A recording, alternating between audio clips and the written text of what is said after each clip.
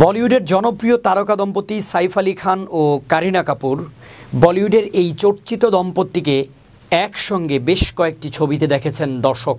আরও একবার এই ছবিতে অভিনয় করতে চলেছেন ছোট নবাব এবং নবাব পত্নী, তাও আবার খলনায়ক নায়িকার চরিত্রে। এই খবর ছড়াতেই ভক্তদের মাঝে শুরু হয়েছে গুঞ্জন। ভারতীয় সংবাদ মাধ্যমের এক প্রতিবেদন থেকে জানা যায়, অ্যানিমেল খ্যাত পরিচালক সন্দীপ রেড্ডি বঙ্গার নতুন সিনেমাতে একসঙ্গে অভিনয় করবেন এই তারকা দম্পতি। জানা যায়, ছবিতে মুখ্য চরিত্রে পরিচালক বেছে নিয়েছেন দক্ষিণী সুপারস্টার প্রভাসকে। ছবিতে দুই খলনায়কের চরিত্রের জন্য প্রস্তাব দেওয়া হয়েছে সাইফ ও কারিনাকে। এই দম্পতিকে পর্দায় জুটি হিসেবেই তুলে ধরতে আগ্রহী পরিচালক। বর্তমানে নতুন ছবি স্পিরিটের প্রস্তুতি নিতে শুরু করেছেন সন্দীপ। প্রভাসের সঙ্গেও এটি প্রথম ছবি হতে চলেছে পরিচালকের। যদিও নির্মাতারা এখনও পর্যন্ত এই ছবি নিয়ে কোনো তথ্য প্রকাশ করেননি, তবে শোনা যাচ্ছে ছবিটি আগামী বছরই মুক্তি পেতে পারে।